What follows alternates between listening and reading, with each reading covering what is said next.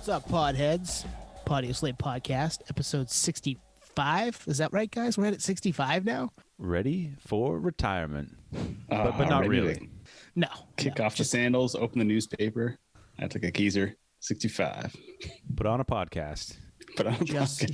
Well, not a lot of people that age are doing that, unfortunately. But hey, if you are, thank you. If you're listening to us, even better. I know my dad, your dad, Tuan, we've had a few dads check us out, so cool stuff. Hit us on the socials at Podioslave on Twitter and Instagram. Email us podioslavepodcast@gmail.com. We're on TikTok. Our reels on Instagram have been kicking into high gear. We've had some fun content just kind of kicking out of those spots.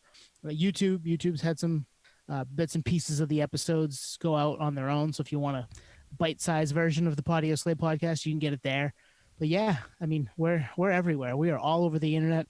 You can't escape us. There's no escaping this. I'm going to pause right there. Just from doing the YouTube stuff, YouTube is where all the internet haters congregate. Everybody. Oh, yeah. I don't even think we need to pause. Like, that can stay. Oh, no. That's staying in. I'm just saying, like, hey, let's just acknowledge that's where the haterade is. It's all on YouTube. We get hated on the other night. I posted a bit of episode 61, and it was about, we talked about MGK selling out, in quotation marks, his tour. And somebody was like, oh, using MGK for views. And I was like, we're not haters. We actually like MGK. We like that album. We want to go see MGK live. I don't want to pay $200 for the shittiest seats in the house because he put them all on Ticketmaster's verified venue bullshit. Like, watch the video before you hate. Yeah, you're the hater. Yeah. Haters going to hate. We really want views. Let's say Taylor Swift every other word or something. Right. Which we've done before, but it doesn't, who knows? Joke's on that guy because that's engagement all day. Yeah, he's only making the Podioslave podcast stronger. Much appreciated, hater. So let's recap. Last week we didn't get a chance to kind of do after the episode with Greg because we had Greg on for the whole time. So Greg Bergdorf, episode 64, giving us a lot of insight to his touring life with the band Zebrahead back in the day. So, I mean, what a blast, right? Talking to Greg it's hard to not have a smile on your face the whole time because he's just so like happy and infectiously happy with everything. It was just fun to talk to him again, and I can't wait to do it again. Not gonna lie. Yeah, he was awesome as usual, per usual. And I think the coolest part about Greg's answers to those questions is they're not even remotely in the realm of, my thought process. I always think it's going to be like a quick answer, maybe something stereotypical or even like a little off the radar. But he gives us like an in-depth, deep dive, snapshot of all the answers to those stories or questions that we had. So good on Greg, and cool to hear his perspective. Like we were talking about 20 years in the touring game. So that's quite the experience. So I was thinking about it this last week. He's actually the perfect guy to have on the segment. For actually 4 reasons. 1, we love his music. He's just fantastic. 1, 2, he's got the personality for it. 3, he did it for so long. It was almost 20 years. But 4, and this one might be a surprise, he's out of the touring game. So he has a step back lens of not being like blinded by being in it, which I think, I don't know if that influences answers or whatnot, but I think it was just cool to get that perspective of reflection and not of like, I'm living in this day to day. Cause I almost think a lot of bands, they get worn down by it, obviously, when they're in the thick of it, and they might not have a positive light on it. Or I don't know, some bands they swear by the road. That's all they want to do. But I think with all those things, God damn, I love that episode. I listened back to it this week. What a funny guy. Just a genuine dude. Well, and I think he meshes well. He does mesh well with us. Like we've had, obviously not having him on 3 times now, we know each other's beats a little better, and there's something to be said for practicing, conversing with somebody. Like I can talk to you guys all day. We all know how each other is going to handle that. But, the first time we have an interview guest on, we don't know them very well. You can tell there's a little bit of feeling each other out, especially early on in interviews. But, second and third time with Greg, we're all pretty comfortable. It was awesome. I think it shined through from start to finish with this one. Yeah, I kind of compare it to like a late show comedy host with a fellow comedian. And they kind of like did the shows together. They did like the upbringing in the comedy scene together. Like we weren't musicians, but we've clearly been around Greg enough to like, I don't know, I guess be on that level. Just like shoot the shit. And it's like, oh, Greg's back. Cool, let's get him back on. Like for him, he's a guest, but he's like family now. Just he's a friend. Yeah, exactly. Yeah. So big ups to Greg. Big ups to anybody that's checked that episode out and stuck around. We've got all kinds of fun conversations lined up. We're not even slowing down. I know we're 65 and we're retirement age now, but hey, no, we're going to keep this bad boy rolling. I will say thank you to anyone that just checked us out for the first time last week for Greg, who's happened to be listening now. We love it. Thank you for sticking around. Can't thank you enough. Check out the back catalog. Check out the other Greg episodes. Don't leave. We love you. Yeah, exactly. Stay forever. Yeah. Stay for as long as we do anyway, right? Yeah, so check those out. Check those back catalog out. That'd be awesome. But yeah, so set list. We have a couple quick set list items that piqued our interest. First off, I think that show in Florida, you guys saw this, I sent to you, the show, there's a punk show in Florida that is charging $999.99 if you haven't been vaccinated and $18 if you have been vaccinated. So kind of a ploy to get people to get vaccinated to go to live music. Funny, interesting. What do you guys think? It's funny, but it's almost, I don't know. It seems like more of a joke than anything. I mean, it takes place in Florida, which Florida was pretty lax on everything. So, right, is this kind of a joke, insider joke? No one's really going to pay that much money to see a show not vaccinated. So, I don't know. I feel like this could be one big joke. And hey, everyone's welcome. $18 all in. I'm not going, but yeah, I mean, it's for eyeballs and attention, and they're not the only venue to preach getting vaccinated. Like the State Theater, they went viral. They went viral this past week. If you saw those, vaccinations are the gateway drug to live music. That was from our home state. Lauren Wayne episode, Tone, you know the number. 52. 50. You know what's funny is you could say any number, Nate and I would nod. Yep, we trust you. Yeah. Gullible. But, But it is episode 52. I think I just trust you so much that I'm like, there's no way it's off. Frantically looking it up to make sure I'm correct. Oh, shit. But that's the venues know that, that it's in their best interest, right? And we're not going to go if you believe it or not, whatever. But I think this is, you said it, Nate. No one's going to do this. They know no one's going to do it. In fact, they're not even going to be checking if anyone at the door, for vaccination cards. I can't imagine. I don't know, man. I really? Yeah. Well, I think if you buy your ticket, they've probably been checked. If you're getting one for $18 versus $999.99. How would they do that? I don't know. I know my wife was in Vermont last week, about a week ago now, and places were asking for her card really? In Vermont. Yeah, and she, we've both been vaccinated because we work in the healthcare field, and we were vaccinated like 5 months ago, and she just didn't have a picture of it on her phone. Now she does, obviously, because if we want to go anywhere and people might start asking for that to get into places. It was more not getting in. It was more like you don't have to wear your mask here if you're vaccinated type deal. So I wouldn't be shocked if people are going to start asking for that in places. Now, Florida, probably not. Yeah, right. Florida's been whatever from the start. So, Florida's going to Florida. As I said to you guys in the pre-show talk, they won't do it. But places like Vermont or Maine or, some of the blue states up north, I could see that happening. You know what this reminds me of? Remember back in the 90s, Pepsi points? And, all right, let's hear this. Let's hear it. Finish. Yeah, this is where I'm going. Hear me out. So the grand prize, I don't know if you guys remember, the commercial and everything. There's probably a commercial on YouTube or something, where the grand prize was a Harrier jet. Yes. Oh, yeah. Jet that kind of levitates up and down, which is obviously strictly for military personnel. So someone or a group of people actually saved enough Pepsi points to get that jet, and Pepsi declined. They're like, oh, shit, that was more of like this concert, more of a joke. So the fact that they went through with this, I don't know how they ended up settling it, but that obviously didn't go through. So if someone was really like, you know what, I'm not fucking getting vaccinated, so I'm going to pay the money. At that point, what happens? Do they allow the person in, or do they say, hey, yeah, we were just kidding. Sorry. That's a good question. I don't know. It'd probably be up to the venue / whatever state mandates are going on. And we know it's Florida, so there aren't really a lot. So probably just let them in. One thing I've learned, Nate, is never to doubt your analogies. I know we dogged on them for a while, but the whole Gateway Computers and the cows thing, I forgot that was their branding. That was their packaging. Yep. Oh, really?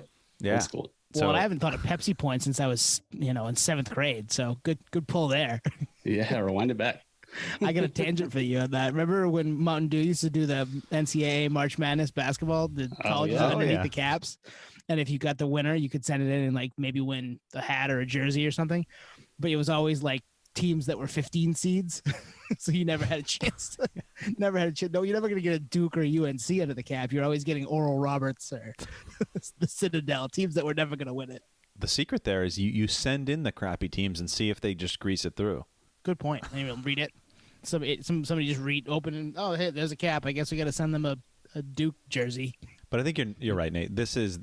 They're not expecting anyone to do it. In fact, the Loudwire article that we read mentioned that no one up to that point, which I think was just a couple days ago, May 29th, no one had purchased a $9.99 ticket. Yet. Maybe they have by now. And just like the YouTube comments, there are a lot of haters. That's what the article said. There's a lot of haters. Well, whoever was putting it on, I think the quote was, apparently it's bad to like worry about other people's well-being. Oh, where have we gone wrong? So much divide. But I will say this.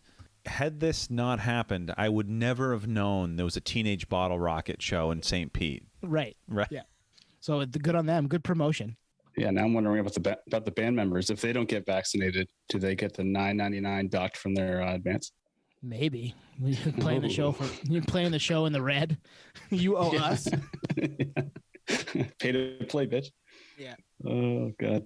All right, Twan, you had another one, right? What was the other set list item we talked about? Yeah, in this, I don't think we're going to deep dive too much into the specifics here, but it's the kind of a theme, and we're going to think ahead, as far as when shows come back, and are we going to see more of this and whatnot? So the punchline here is Vince Neil, Motley Crue fame.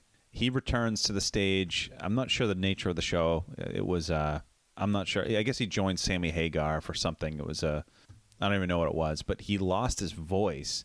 I guess went off stage, came back, lost his voice again, and said something like, fuck, I lost my voice, or something like that. So for me, again, I'm not the biggest Motley Crue fan. I think they're kind of cool back in the day, the whole party thing, and they're iconic or whatever. But I just couldn't help but think about our Frank Turner episode, where he's just like, there's this muscle memory and these muscles that you have to maintain in order to, whether it's voice, whether it's your physical muscles holding a guitar, all this stuff. So are we going to see, like, when I go see that Gojira show in the fall, like, are they going to have like a 5-song set list? What are we looking at here? Right.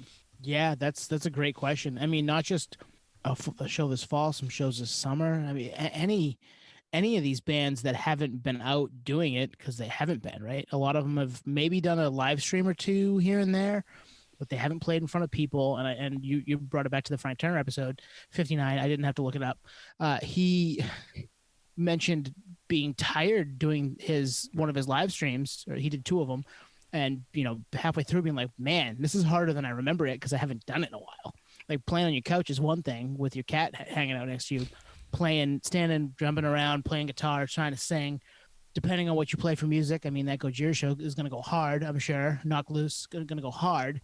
There's some energy that needs to be expended to do that. And like, how are bands going to handle that? So that's a big question going forward, I think, for all of us, fans, musicians alike. Yeah, I'm trying to reflect on like shows I've seen where it was the first show of the tour. And I think a few times I can remember kind of in the back of my hand, like where they were a little rusty, maybe like 1 or 2 songs. For the most part, it seemed like pretty worked out. But that was still somewhat a normal setting pre-COVID, because, you'd rehearse. A lot of the bands do like club shows and stuff like that, to get a little feel for the crowd prior, work out some material. But full on like stadium shows, like you really can't rehearse a stadium show other than your rehearsal space and like, whatever people are lucky enough to be in that room. But yeah, I don't know. It's the difference between like baseball. You have spring training, and then you play the stadiums, but you can't play a farm league game and call that practice. So I wouldn't be surprised if this is one of many kind of mishaps we see as the live industry comes back to fruition. And one that makes me think is Corey Taylor, right? He's doing the solo thing right now. Maybe that's just a warm up for this huge Slipknot tour that he's doing. Good on him. That's actually a good point, because he can flip those songs with different arrangements and not belt it out. And it could just be a warm up. That could be a strategic, like, now that we know, like, or we're reminded that this can happen, now it's like, okay, well, maybe that was the move all along, is have him ease into it via the solo tour. But you made me remember, and like, it's kind of one of those like only nerds know. It's like one of those unspoken rules. Never go to the first date on a tour, and never go to the last date. The first date, they're rusty as hell. The last date, the vocalist is their voice is shot, right? Yeah. But I think I mentioned this on the pod. I don't know, way back in whatever over the last. We're retired now, so this was way back in the day. I know we're not professional musicians, but try doing one song karaoke. Your voice is gone. You know what I mean? And if you're not, even if you're a professional and you're not maintaining that, yeah, it's gonna happen. What happened to Vince Neil? You're gonna be done. Not to mention the years of partying and drugs and all the stuff that Vince Neil's done allegedly over the years. So yeah, that becomes a detriment too.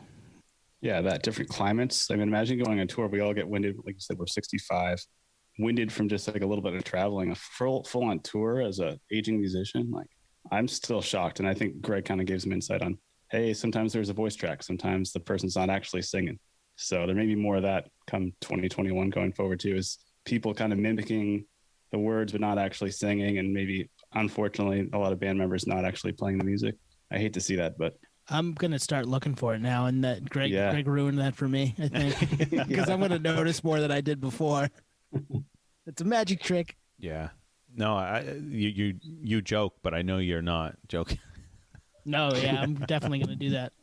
Get tickets to a show in about a month. Excited to see how that goes. Oh, another big nerd thing coming out of Greg's episode is he mentioned. Actually, I'm trying to think. Did he mention the best place to hear the show was next to the sound guy? Next to the sound guy. Yep. I mean, so obvious, but like, never thought of that. We've done it before. You and I did it at POS and Brand New. Yep. Well, Right there. Think about that bill for a second. POS and Brand New down in Hampton Beach. And I mean, there's a handful of times that's where I've stood at Hampton Beach. I kind of like that spot at Hampton Beach. Yep. Because it's in the middle of everything, but you can be kind of away from stuff. And then if you're near in the right spot, you might get the set list after, which I've done before. So. Yep. And at the State Theater, that middle tier bar, it's right. You're right spot. there. Yep. Nerd insights. That's what we do. That's what we do here. And we get it from the pros. He confirmed it. And if you had "That's what we do," Tone saying "That's what we do," you drink. Sorry. Yeah, exactly. In real time. I'm not going to say no, don't do it, Nate. Don't do it. That is an interesting segment thought for us. Like, how is this all going to be? And not just for our side. Like, how is it going to be for the musicians who haven't been able to do it the way that they had been doing it for a very long time, or haven't done anything in a very long time? So those things are going to be, I mean, there's some mental health stuff there too, that it's going to be difficult. You haven't seen that many people in front of you for that long. So it'll be interesting to see how that all shakes out. I mean, we're here for it. I'm excited to go see shows. There's still going to be an energy in the place that is probably unlike any other concert, especially early on, that we've seen. So that'll be fun. Yeah, I look forward to that. Coming up soon. Shows summer 2021. It's on. Segway King. Speaking of comebacks, we got a little segment going on tonight. Twan came up with this one. I like it a lot. Comeback albums. What does that mean, Twan? It can mean anything. It can mean multiple things to multiple people. You know, I think rules. Yeah, I mean, I think when most people think comeback albums, they think in terms of years. You know, a band comes back after a decade, or a band comes back after a flop, and 7 years later they come back with a banger and whatnot. That's not always the case. And I don't know, should we leave it at that and let our picks do the talking, or we want to dive into that? Yeah. No, I think that's a good way to do it, because then after we can do a little post-mortem on it after, for sure. Okay. So who's leading off? Is gonna start us off? Nate. All right, sweet. Well, I had wrote one down. First one to come to mind was an album that dropped quite a while ago. I consider this a comeback album because it's a comeback after a serious bomb. And the band I'm talking about is Metallica. Wow. Yeah. After Saint Anger, good old Death Magnetic. You guys familiar with this record? Yep. Nice. Yes. Yeah, I was a big Metallica fan, still am. But at this time, I don't know, kind of in particular, I was living with a friend, Joe, who is a huge Metallica fan. It's his favorite band of all time. So I was listening to all their back catalog, kind of concentrated in this time, 2008, when this dropped. And it's the return of the Metallica thrash metal sound, which I think any big fan from back in the day can appreciate. And after Saint Anger, it was kind of like as a fan, if they don't put something out that can be better than Saint Anger, then it might be, too bad for this band for quite a while. So, but yeah, this record dropped, man. I freaking love this record, front to back. The Day That Never Comes. That song is an instant classic. Saw them on this tour and everything, and they were just firing on all cylinders. I think this is kind of like their last like huge hurrah as a band in terms of like energy and putting out timeless music. They put out some good records since, but this one, like for like full on cohesive, was like my last favorite Metallica record, and just a straight up comeback for the band in my eyes. Yeah, no, I agree. Saint Anger, if you go back and listen to it and you take it for what it is and you don't benchmark it against the early stuff, and I didn't really like Load and Reload were just okay, but if you don't benchmark it against the other stuff, it's not that bad. So context is key. But this album, and even the one after, Hardwired to Self-Destruct, picks up right where this leads off. Like, if you got rid of Load, Reload, and Saint Anger, it's like a perfect fucking catalog. True. And I know that's not what this segment is, but yes, absolutely. It's the second one with the bassist there from Suicidal Tendencies, Robert. Yep. Robert Trujillo. Yep. And one thing I remember about this album, it's super long. Yeah. Do you remember that about it? Yeah. I think it's like 80 minutes long. I think it is. I know it's more than an hour, and because it's kind of a drawn out, like there's lots of solos and stuff like that. So it seems even longer than it is, even at clocking over an hour. And obviously thrash metal is very fast. So it's weird that it's long with like fast paced, full on, what does Greg call it? Thrash or shredders, it's just a shredding album. So I'll be honest, not an album I've spent a ton of time with. And similar, Tony, you make a good point about Saint Anger. If that's not a Metallica album and it's just an album that's put out, people might like that a lot more than the fact that it's in the middle of a Metallica catalog that, is so much better on the bookends than it is in the middle. Controversial opinion. I like Load and Reload. Yeah, I mean, it's almost like the same thing. They're the same. It fits the context of the 90s, I think. Exactly. One. And then two, same thing as Saint Anger. I mean, those are better than Saint Anger, but same thing there where it's like, yeah, you benchmark them against those bookends, like you're going to fall short. Totally. 100%. Yeah. Yep. And that's, for me, it was hearing Metallica around that time that those albums came out, Load and Reload, that I was into it. And it was just because of, time and place for me. Had I gotten into Metallica 10 years prior, I probably wouldn't like those very much. But I was more listening to them around mid to late 90s as I was discovering different things. And that's probably why I ride for those. Now, that being said, I'm not a huge Metallica fan, but I don't hate those with the way that a lot of Metallica fans do. Yeah, you brought something up that I thought of too. Like I knew Metallica before this record, but I think because I was doing it, I was in such a deep dive of the band with my roommate that is the biggest fan. It's like I studied them deeper than I ever had before. So then to like see this record drop and kind of like a rejuvenation of the band, and they're just like killing it live, it kind of gave me, I don't know, new hope for the band. Because I mean, Saint Anger, not going to lie, like I think not everyone, but everyone that can agree that the album's not as tight as it could be, kind of thinks like that's the end of something amazing. Like that band could have just essentially disbanded at that point going forward. So, but at the same time, like you said, like you got into Load and Reload at that time, it's hard not to appreciate that stuff extremely well because of that time. So I wonder if there's anyone out there that got into Metallica at Saint Anger going forward and was just like, no, it's the best. That's when I got into them, I don't think there is. No, there isn't. Yeah, the answer is no. And this album was produced by Rick Rubin. Yep. Death Magnetic. Interesting. Let's get him on the pod. He does his own one, and yeah. I just, he's just walking around without shoes on, man. Like that's just what he does. It's been a while since I've shit on Rick Rubin, and I love Rick Rubin. Like I listen to that podcast. I love music that he's been involved in. Like it's just, I think it's funny. This is a great pick because it actually fits the essence of the comeback, the spirit of this segment in more than one ways. Like in terms of duration, I think there was 5 or 6 years between this and Saint Anger, but it also has the recovery from a flop. Yeah. And I don't know where I've heard this, but like in sports, like people only remember your last at bat. You know what I mean? Where it's like people got a short memory. So, but at the same time, if you drop 2 duds in a row, like people have moved on unless you have a banger catalog. But in most cases, you know what I mean? Yeah. And if you're a Metallica fan going way back, you get Load, Reload, Saint Anger, you're probably like, bro, I might be out. Yeah, the next time an album comes out. So Saint Anger, was that the some kind of monster DVD, the album they made for that? Yeah. Documentary, whatever. Yeah, I think that was the documentary was 04, album was 03, so that makes sense. Yeah, that makes sense. Yep. Good pick. Tuan, you want to go? Yeah, I'm kind of toying with where to start here because I have 1, 2, 3, 4, 5. Fuck it, I'll pick one. It's actually an album that just celebrated 17-year anniversary, and we did a post on our Instagram about it. And do you guys know what it is?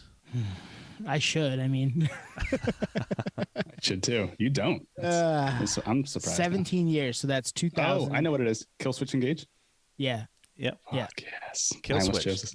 Yeah. Did you? Yeah. The End of Heartache. And you could, I don't know, maybe you could choose a different album of theirs for this comeback. But yeah, I chose this one because, so Jesse Leach was the longtime vocalist. He left in 02.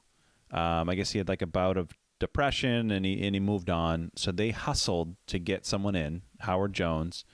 And in 2004, so a couple years later, and Howard was with Blood Has Been Shed up to that point, but he tried out, and I guess Phil Labonte, the dude from All That Remains, was in the mix as well. So like, a couple of Massachusetts guys going at it. But I guess Howard Jones got it. And at that point, like, Killswitch is on Roadrunner. Alive or Just Breathing did well. They have an upward trajectory. It could go any way. Like, granted, a lot of metal vocalists, it's kind of interchangeable to some extent unless they have like vocal range. And I think when Howard came in, it introduced a harmony and melody that there's some of that, but it just took it to a whole nother level. Like, we can fact check this if you're listening, fact check this. I think End of Heartache is their biggest album, like in sales. I think it went gold. Yeah. So they were at the peak of their powers. But that's one of those things that a new vocalist sometimes won't work for a number of different reasons, whether it's fit, whether it's sound, whether it's for all those reasons.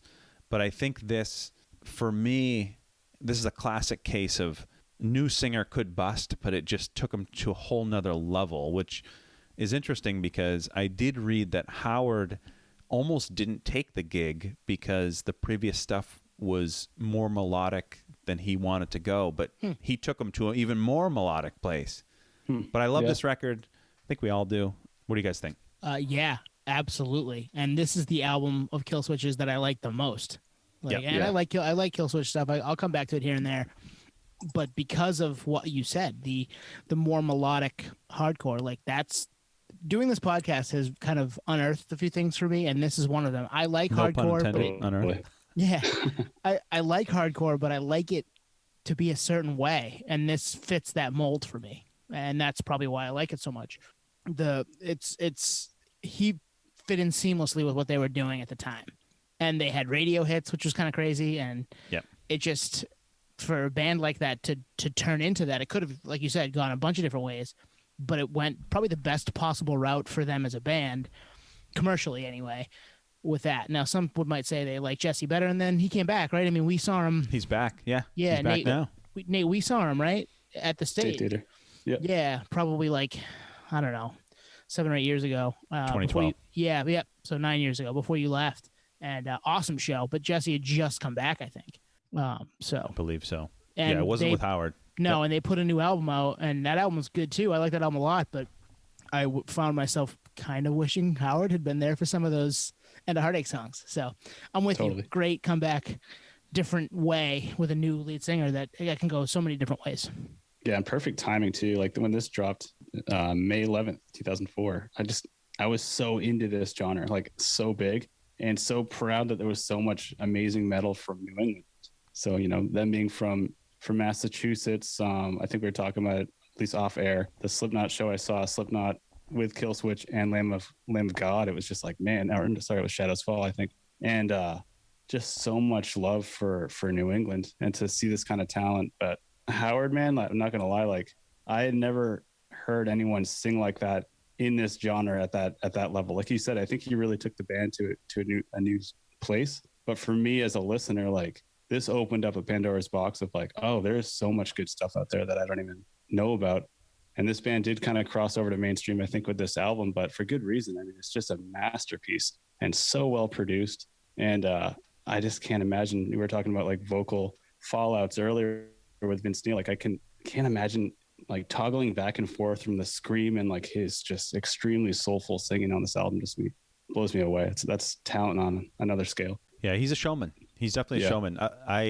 I'm trying to think. I believe I saw Killswitch with Howard once, but I also saw Howard with Blood Has Been Shed down at the New England Metal Hardcore Fest down in Worcester at the Palladium. He actually played with Blood Has Been Shed upstairs, which was awesome. But yeah, I mean, this was that golden era of, it was basically the equivalent of nu metal, but like 6 years later. It was, because that's when all those bands made it to Ozfest. Killswitch, Every Time I Die, Avenged Sevenfold, Shadows Fall, All That Remains. It was basically nu metal, with probably more roots 5 or 6 years later. And I think these guys led I think maybe Avenged got bigger, but I prefer Killswitch. Agreed. night and day. But yeah, this was a comeback album, and they carried the torch from there. And they've always been good, but this brought them the commercial success without the sellout. Although, like, My Curse off the next album did get the radio treatment. Like, there was a radio edited version of it, which has less screaming. But anyway, yeah, Killswitch, End of Heartache. Really cool. Go check our Instagram. There's a couple of different times where you'll see the Killswitch Engage light switch cover, which is just great marketing. Whoever came up with that and whenever that popped off, great marketing. That's cool shit. I got that with the CD, I'm pretty sure, at Bull Moose. Man, remember when we used to buy CDs and they would come with a cool random promo thing? Like, why doesn't that happen anymore with the vinyl? The vinyl's so fucking expensive too. Like, give us something cool to go with it, like a cover, a koozie or something. Yeah. You know what I mean? Like, give me a koozie. Anything. Give me a flat. We used to get flats occasionally too. I have a From Chaos flat from 311. So Tangent, sorry. Even that Papa Roach, the shopping bag. Like, come on, something. Yeah. A keychain. Let's go. Anything, right? Step it up, labels. Come on, make it worth a while. Wait a second. Am I stalling? Am I the new Nate? Oh no. Hey, I didn't drop trade spend in that. And that's like, now I do. Damn it. CPG. I love it. Okay, so I guess I'll give you guys one now. I've got a couple here lined up. The one that I probably spent the most time researching it's a comeback. It's a comeback that was long overdue. It was rumored to be happening for a long time. And it's Chinese Democracy by Guns N' Roses. No, I'm just kidding. It's a band we've talked about numerous times. And the album, a couple albums prior to, just had a 20-year anniversary. We posted about it. I'm sure you guys know who I'm talking about. No. Wow. No. Silence. I don't. All right, I'll give you one more, Nate. I'll give you one hint that you might know. Remember, there was a year, it was an April Fool's Day joke where the front man said that he found Jesus and he'd no longer be making music. Oh, Tool? Yep, Tool. That was the best, too, because... we both believed it. We were so naive. Everyone believed it. And he ended up punking, tangent here, Head from Korn, and he embraced it. He's like, hey, yeah, brother, come to the other side. Or, I remember that, yeah. And I felt so bad. Brother. I felt this is like early music internet too, right? Like there isn't a lot of it, but there's some, and people are like reading this headline that Maynard is leaving Tool a couple of years after Lateralis comes out. Everybody's like, "Oh no, we've just lost one of the biggest frontmen in the genre, or in music in general." And he was just messing with everybody because it was April Fool's Day. Yep, and that's Maynard being Maynard. So this album came out 13 plus years after 10,000 Days, which came out in 2006. This came out late August of 19, so it's almost 2 years old. It's 10 songs. Do you guys have any idea how long it is? It's like 80 minutes. It's 80 minutes, like 79 and change. Oh wow! Nice. And that's with like 3 songs that are just like noise that aren't even actual songs. So leave it to Tool to give you a 79-minute 7-song album, pretty much. It's the kind of the timeline for this. Obviously, they put an album out in 2006, and then everybody was just like, "Oh, when's the next Tool album?" Maybe it'll be 4 years, maybe it'll be 5 years, because they were kind of on that longer schedule. 2008, there was rumors about it, so that's 2 years out. Nothing. 2012, more rumors, nothing. 2013-14, they had some legal battles, some stuff go on, a couple accidents. Nope. 2016, they're saying that they've got some stuff down and things are, moving along. But Maynard's still doing Pussifer stuff. He's still doing a Perfect Circle stuff. Still nothing. So not until late or early 2018 did we hear most of the music is done. Maynard is now going to do his thing. And then he took his time and put his vocals to it. And we got new music July of 19. And then all of their music finally hit streaming in August of 19. It hadn't been, they were one of the last big holdouts and they weren't on streaming service. This was to help, obviously, promote new music coming out. But I wonder how much they made just from that first month without, oh my God. Right? Like people being able to just pull up Tool catalog and listen to it finally on streaming. Because I know I did a ton, even though I own all of it.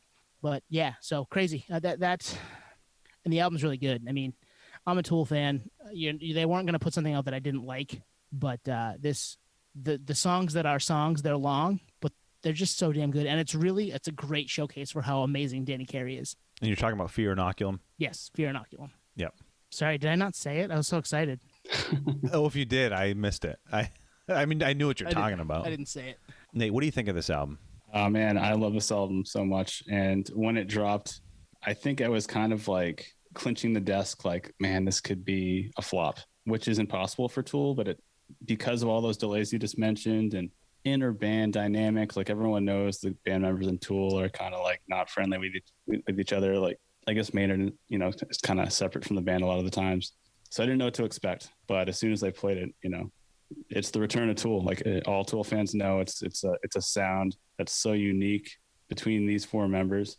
I know it's not all original members, but I mean, they might as well be at this point. I think. Yeah, at this point, yep. Justin right. Chancellor's been with them since Lateralis, right? Yeah. So it's been quite a while. But also in retrospect, had this not dropped in 2019, this might have never come out and the band would have completely disbanded, So luck of the draw, before COVID, this dropped. And I love this album, man. It's definitely a listen through, which was great because that was like the clinching the desk thing. Like, it might be good, but it might not be like a playthrough album. But it totally is. Still has that weirdness and spacey, like you said, Danny Carey showcasing everyone on this band on this album shines. Do we know when these songs were written? Like what year? And the reason I ask is like I'm trying to think of like how long did they sit on a completed album? Oh yeah. Oh, I don't think they sat on it for very long. I think musically maybe it sat for a little while, but as far as in researching this, they had like was it one of the songs they were playing, Descending, I think they were playing live, but it was shorter than the actual album version, which is long. I think it's like 12 minutes. They were, playing bits and pieces. There was a riff that they tried to use on 10,000 Days that they couldn't fit in, that came from like 15 years before that they finally fit in on Tempest. So like there was some stuff obviously out there, but getting it all from point A to finish took a while. And the way that they do it is that most of their music is done prior to Maynard getting his hands on it, and then he will write lyrics around and harmonies, melodies, stuff like that around it to make things work, which is probably a little different than a lot of bands do it. But yeah, I don't think it's sat for super long, honestly. Because the reason I ask is like it's just such a long time to go between albums that like there's like the typical stuff you can attribute it to, which is interband dynamics, other side projects. But I'm just wondering, like, when you get down to brass tacks, like, what was it? Was it they just never got, like, they literally were never in a room together and it wasn't a priority, or they are perfectionists and they couldn't come to a conclusion? Like, I'm just so curious, and I don't know with this album or speculating. with Tool. These guys, both of those. Yeah. Interband dynamics and perfectionism. Yeah, that could be it. Be good to know. Got to get someone on here. Danny would be great. Yeah. I mean, couple fun facts. It was mastered in Portland. Bob Ludwig at Gateway, which obviously has mastered a bunch of Tool stuff, and I think Danny has a residence in Southern Maine somewhere. So it's not his only, but I think they do. When they're mastering, they probably are in town. I've heard rumors of them being at one of our local dive bars, getting beers around their time of mastering. So back in the day, not anytime recent, but yeah, it's an awesome record. It's not my favorite Tool record. I mean, Lateralis is probably that one, but I like 10,000 Days better too. But this is just kind of picks up where 10,000 Days left off and has some really great, it's a Tool record. Like Nate said, it's something that you can sink your teeth into, sit and listen. an hour and 40 minutes or whatever, and not even know that you did. And oh man, I did that today. I was in the car the whole time I was driving around today and plowed through it. So man, I haven't listened to this in too long. This is great. Yeah, it's one of a kind. It's kind of like a Star Trek movie franchise, right? Like it's one thing. It's not replicatable. There's no other Star Wars. There's no other Tool. Are some better than others? For sure. I think that has to do with place and time, like you had referenced earlier. And then Twan, in reference to the album being written, I mean, I can only imagine that the band is doing that tweak back and forth. And maybe it's just like, okay, we finally went through all this hair pulling behind the scenes. Maynard, just whatever you got, just add it to it. Because obviously, if Maynard had written for a Tool album 10 years ago, everything he had would have scrapped. So I'm sure it's a lot of that too. Right. He's like, oh, I was ready, and then you guys took longer. Now that shit's still relevant. So Tool's such an interesting case study. Well, I read a quote from Maynard too, in researching this. It was like, everybody thinks they're the reason we're successful, and this happens in a lot of bands, especially big ones that have success, where I think I'm the reason. Let's do it my way. No one says no to me. And if you've got 4 people pulling that way, that becomes difficult. On top of the fact that you've got other things going on, and then they had some legal stuff too. Yeah, that's going to make it difficult to want to put time and effort into something as intricate and detail oriented as a Tool record is. So I'm trying to articulate the thought in my head, but I think Tool is one of the rare case studies where a 13-year gap may have actually benefited them, in that when you have a gap like that, it can go either way. You can be forgotten like yesterday's newspaper, or there's the hype that builds. And I think it all points to the quality of the original product. If that's a banger, like say your favorite beer went away, and then for 10 years, then that same brewery pops up, you're going to check it out because the product was good. But like, man, there's some artists that if they came back after 13 years, no one would care. Well, see my Guns N' Roses pun from the beginning of this. They were 14, right? And Chinese Democracy definitely wasn't all it was cracked up to be. So that's a perfect point. Well, it's like Dr. Dre's Compton. I don't know if you guys chose that, but like I couldn't get into that. No, me either. And now he's like, all right, you left us hanging. Detox never came out. We got Compton. I've kind of moved on, to the extent that if there was a new Dre album, I'd check it out, but there's maybe not that hype. Exactly. Yeah. Another controversial opinion. I think this is the last album we ever see from Tool. It's probably not that controversial, but just given their age. I mean, Danny just turned 60, right, or something. He did, a couple weeks ago. So yeah, you're probably right. Still a friggin' beast on the drums, though, man. I know. And they'll tour for a little while, I'm sure, once they can. And I just don't know that they'll ever put forth the effort required to make a proper Tool album again. Yeah, because an 80-minute album, you're not going into the studio and just recording it. Like a lot of bands write and record it all in the, this is years of juggling personalities, juggling calendars, juggling priorities. Yeah, you're probably right. I mean, are they going to make an album when Danny's 73? No. Good one. All right, Nate, what do you got? What's your second one? Second one, but a little mini tangent before I go. Ooh, okay. Because you said Danny's 60, and this could be their last Tool record.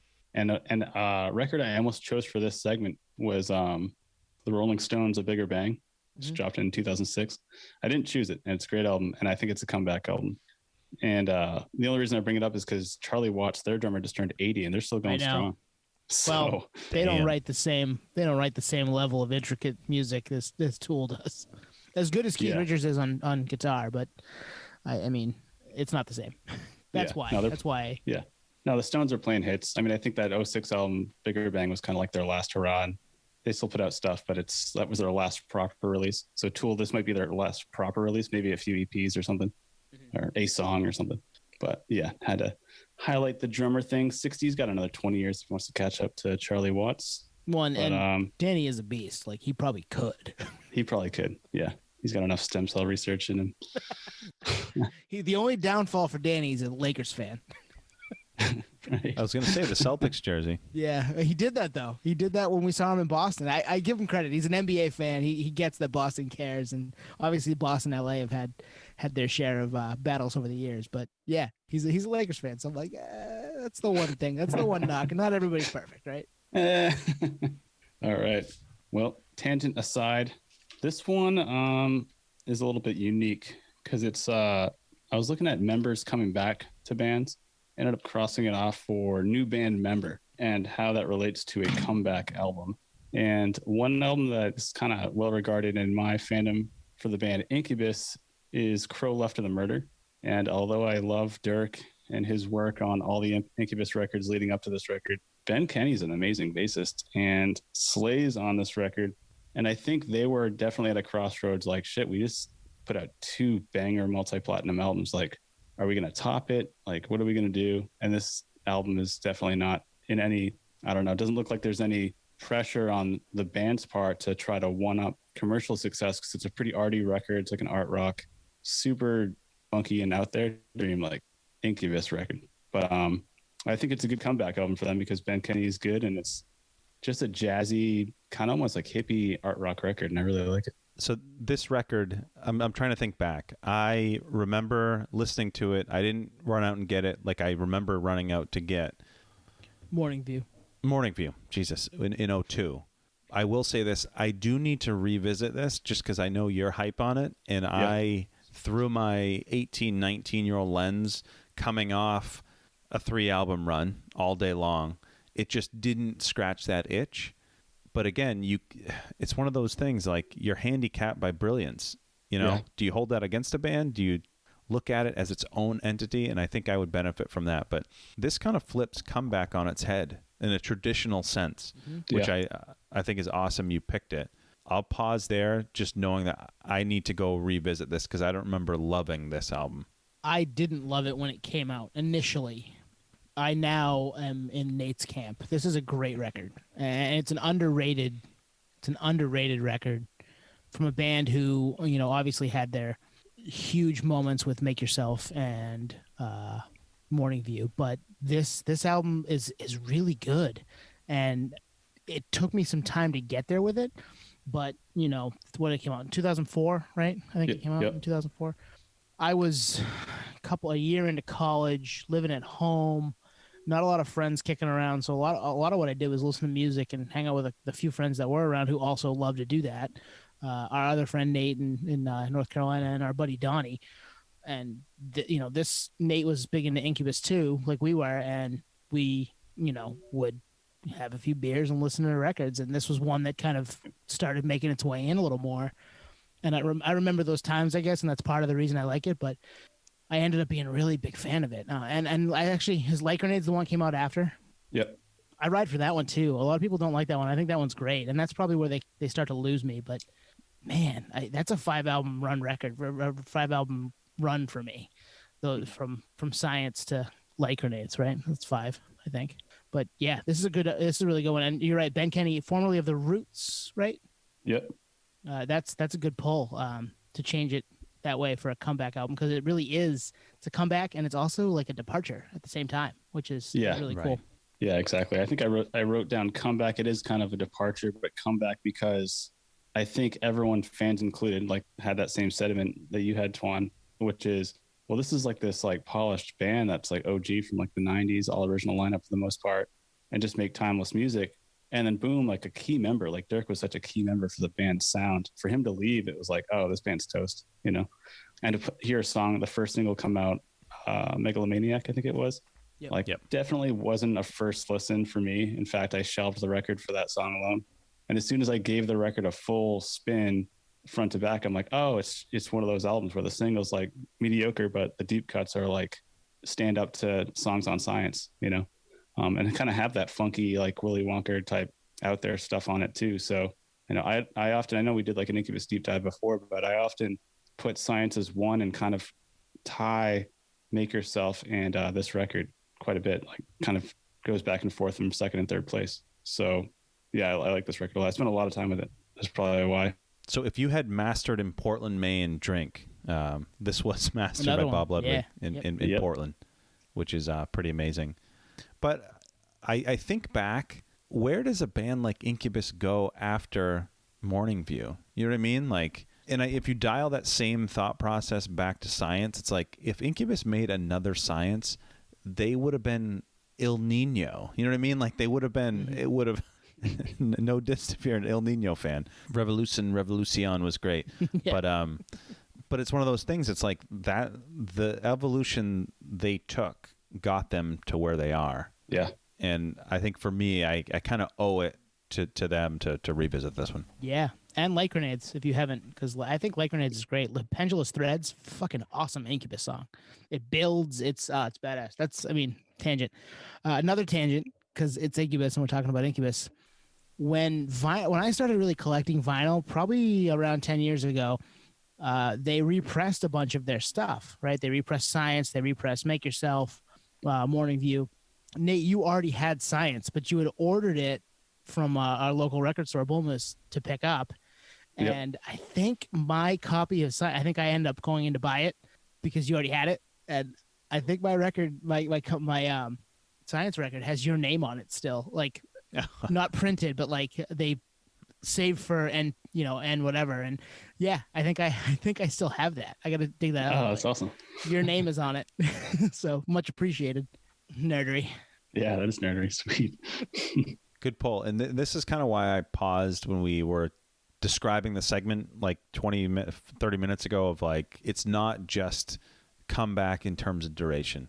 It's come back a sound. It's come back maybe to the roots, come back original member, come back in this. It's like in whatever shape we think. Almost a departure. Yeah.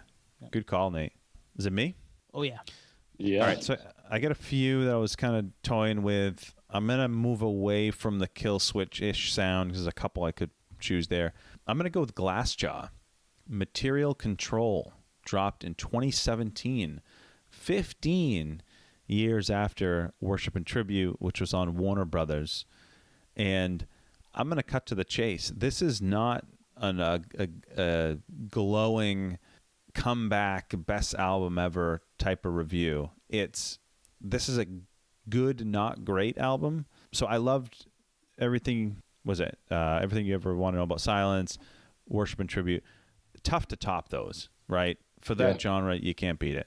I guess the reason I chose this is I kind of want to kind of chop this up with you guys. This is going to sound harsh, but why release this? And not in a this sucks lens, but like literally, like what would cause a band 15 years later with 2 original members to come back and put an album out? I mean, they'd put EPs out, but just curious. I have a question for you that you may know the answer that I don't. Same record label? Are they trying to satisfy a... Nope. No. Okay. This was... That's where my head went to the same exact spot. It's funny. Well, I know they had problems with Roadrunner for whatever reason. They signed with Warner Brothers, and then commercially, I don't think Worship and Tribute did great. But Material Control, I'm trying to look real quick. I don't even know what label this was on. I think it was on Century Media. Okay. So big, I think they're Century Media is probably an imprint at one of the majors, but yeah, well, they're distributed through Sony. So no, not to satisfy a deal.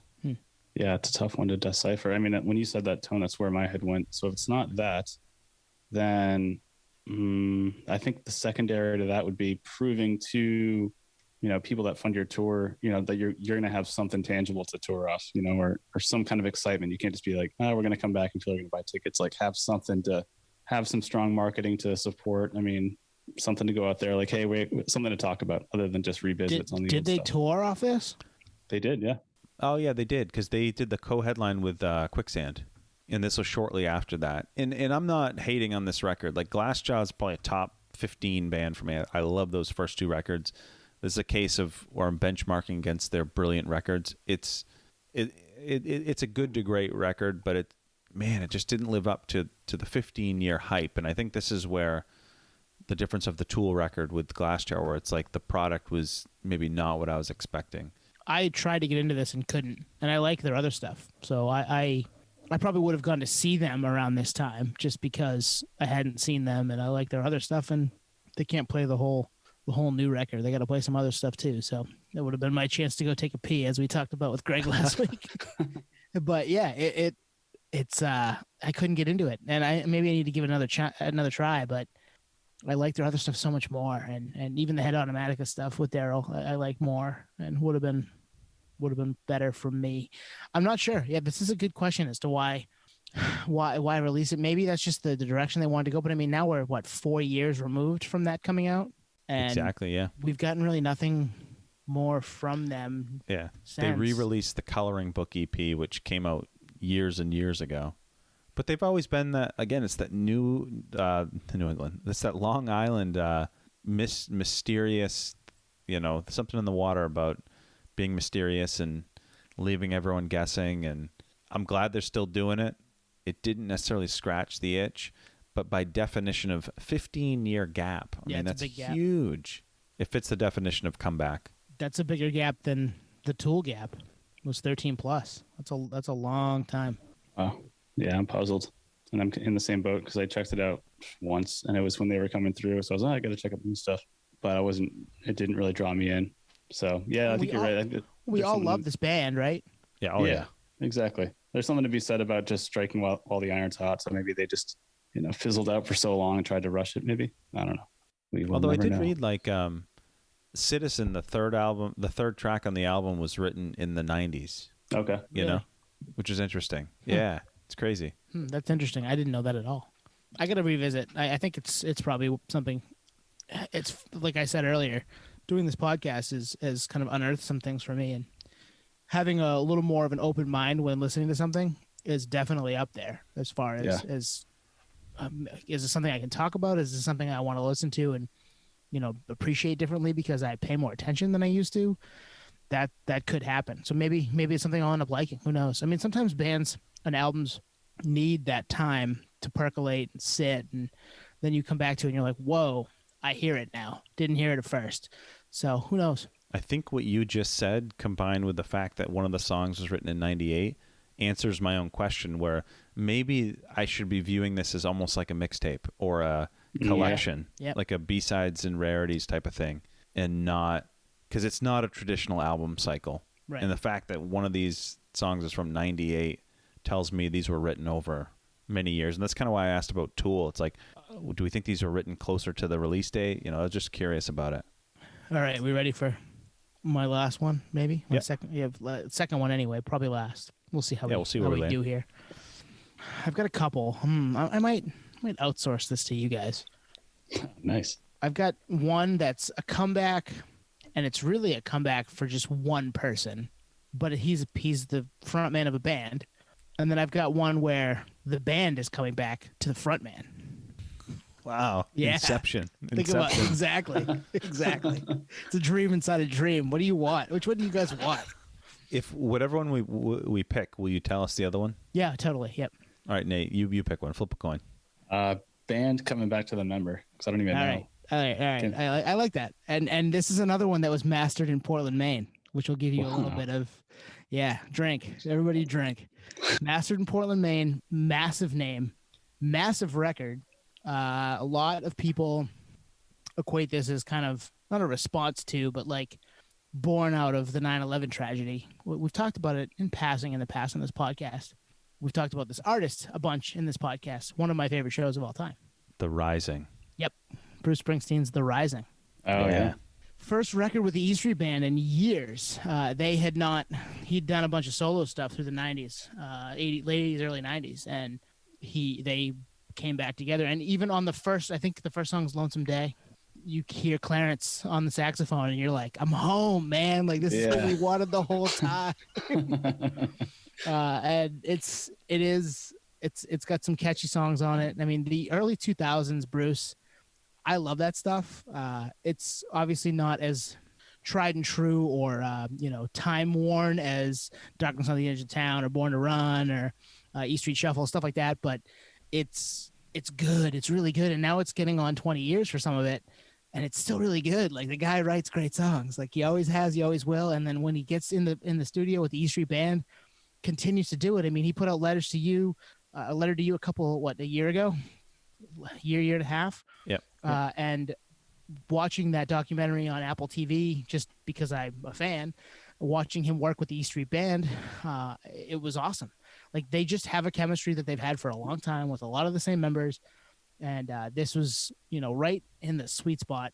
Let's get the band back together. Exactly what it was. Like, how we started. Let's do it. Let's make a record, focusing some of this energy into a positive light from a kind of a downtime in our country's history. So yeah, Bruce Springsteen, The Rising, just a great record. So I know my dad actually saw him supporting this album, or it was after this album came out. I don't know if it was like right when it came out, but I remember him saying he must have loved this album because he played a lot off this album and actually held off on a lot of the big hits to play more of this new stuff. Mm-hmm. And this was, a lot of like 9/11 themes. I remember. I haven't listened to this album. I remember listening to it many, many years ago. I haven't listened to it in a long time. I did not know that this was the first album with the full band returning. So yeah, it had been a while. I learned something new. If you learn something new tonight, drink. Right, exactly. Yeah, and they had other commitments too. Like my flub the other day was at Max Weinberg, right? The drummer. Yeah, at the time. Yeah. Who were we talking about? I had the wrong drummer, the wrong band. Oh, we were talking about Mark all kinds Weinstein. of drummers. Who knows? Yeah, Mark Weinstein. Yeah, Weinberg. Yeah, who knows? He has other commitments because he was the drummer for Conan, right? For kind of in Conan's heyday, really. Yeah, the best Conan. The late night with Conan O'Brien. He was the best. I love that show. Yeah. So to pull people from commitments like that, like that's a contract. Like he's in a set contract with NBC, so to duck out and do a tour with Bruce and, like you said, get the band back together. They really are a legacy act. So if there's any getting the band back together kind of quotation, like the Bruce Springsteen and the E Street Band is definitely that one for at least the United States. So it's such an iconic songwriter, and I mean it's like a Cheers TV show, right? It's like it's just like warm, like this is good stuff. It just feels comfortable. Yeah, exactly. It always feels comfortable to throw on a Bruce and the E Street Band track because I don't know. I've always listened to him. That we talk about our musical come ups a lot, and this is another artist that just kind of was playing in the car when I was with my dad. The type of thing, and it just feels like home. This was what 2002. Yeah, 2002. Right? Yep. Holy shit! Yeah, 20. We'll be doing a 20-year look back next year on this one. Mm-hmm. Wow. Spin the wheel, right, Nate? Exactly. Good opportunity for spin the wheel. Yeah. No, I love Bruce Springsteen. Good call tone. I mean, Bruce Springsteen's like bragging rights from being from the United States, right? It's like hearty, good person, strong, patriotic, but not douchey. Yep. Produced by Brendan O'Brien. Oh, nice. Wow. Interesting. I didn't know that. Produced by Brendan O'Brien produced a lot of Pearl Jam stuff, right? He did Crow After the Murder. Did he? Yeah. Wow. All right. Brendan O'Brien gets some shine tonight. I like that. And drink once again because Bob Ludwig. Yeah, I already said that, bro. Oh, did you? Drink again. Drink again because Nate said Bob Ludwig out of Gateway Studios in Portland, Maine. Yeah, if you guys don't know, if you're new to the Podioslave podcast, Gateway Studios in Portland, Maine is a massive mastering studio. It's probably small, but they master some of the biggest albums, some of the top names that you've ever heard: Tool, Bruce Springsteen, etc. Go look Bob Ludwig up, and he's got multiple Grammys. So mastering here in sunny Portland, Maine, on the coast of southern Maine in New England. So Tone, what was the one? I mean, we won't deep dive into it. What was the one that we didn't pick? Like Clockwork by Queens of the Stone Age. Ah, okay. Home had hurt his knee, had a surgery, was like bedridden for like 4 months, was a mess. They lost their drummer, and Joey. Joey left, and they ended up bringing everybody else back to kind of tour on the reissue of Self-Titled, their first record as Queens of the Stone Age, and then they kind of went. I heard this described as David Bowie-esque around the time it came out. And some of the press that Josh Homme was doing for it, and I agree. It's got it's kind of trippy. Reznor's on it. Like it's a great record. I love Like Clockwork. It might be my favorite Queens album from front to back. I love other Queens albums for different reasons, but as a cohesive unit, it's this. Unless I'm in the mood for that desert rock of Songs for the Deaf, it depends. They waffle for me. Yeah, drink if you heard cohesive. Or Queens of the Stone Age, because we bring their house band too. Yep. So actually, that's a great segue into house band. One that I didn't do, and I'll just mention it by name because we're going to save this for a full episode, is Diamond Eyes. Mm-hmm. Deftones Diamond Eyes. And I had that written down. I'm not going to get into it. We'll save that for the I don't know when we're going to do that one because it's probably going to be like a 3-episode series. We love the Deftones. There are, We'll save that one. But that was an alternate and a couple others that maybe we'll save next time we do this. Yeah, I can give you one more. Just alternate because I like doing that, but not actually. I actually do Californication. I mean, huge comeback for Shanti. And controversial opinion number 3 from Tone tonight. I don't hate One Hot Minute. It gets dogged. It definitely gets dogged. It does, but it's not that bad. Yeah. Now, on the tier of what Red Hot Chili Peppers did after, okay, sure. But okay, we'll save that for another time because this is more pod topics. I think that's a full app. Yeah, that's a full app. We love the Red Hot Chili Peppers. And hey, comeback albums we're waiting for. I mean, that could be a whole thing. It actually was confirmed. I thought. I know. I'm talking just generally speaking, like a comeback album from a band that we're waiting for them to come back. Rage. Oh yeah. Red Hot Chili Peppers obviously doing their thing. There's plenty of bands that were like, hey, it's time. Let's go. Let's see something. Yeah. And then it could fall into that category with Glassjaw. Could it be a, commercial flop, commercial success, just something to tour off? I mean, Chinese Democracy was basically just a reason to tour, I feel like. And then they reunited with the original band after. But I mean, dude, Axl pimped that for so long. I know. I remember hearing that first, like, oh, hey, here's our first song from that on like WBLM, which is our classic rock station in Maine, Southern Maine. And I was like, dude, no, this isn't GNR. You guys should have stayed. You should have stayed in the late 80s, early 90s. November Rain was it. We could be done now. Right. I remember Super Bowl with his corn rolls. That was like 2002. Oh, my God. That wasn't good. Yeah, that was not good. Yeah. We can shit on Axl. He's never coming out here. Yeah, no. Exactly. We all love Slash, though, right? Slash is cool. Axl was late, 4 hours late for his live stream in his house. Yes. Yeah. Yep. He was. Go back and listen to our real or fake headlines segment. All right, that's a good spot to wrap, probably, right? Yeah, absolutely. Cool. We get alternates. We'll save them for the next time. Hit us up on the social media platforms: Twitter, Instagram, TikTok. We're on YouTube. We're everywhere. Twitter and Instagram at Podioslave. I believe we're also the same on TikTok. Podioslave at gmail.com.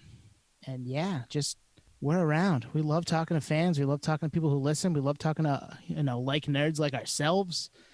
Hit us up if you like what you hear. If you want us to do something, you got an idea for a segment. Yeah, we're all ears, man. Yeah, agreed. Send us your comeback albums that we missed. I'm curious. I've had a few written down. I'm not going to go over them, but I'm curious what's out there for deep dive comeback albums. Oh, Chip has a few. Chip I'm talking to you right now. Hit us up. Chip's got some. Mike in Texas has a few. Yep. Ed in Boston must have a few. Definitely. Yep. Nate in North Carolina. I'm sure he does too. Awesome. Cool. Well, thanks for sticking with us, and we will be back next week. See ya. Peace, pod heads. Cheers, everyone. Da da da da da da da da da. Leave that. Put that part in.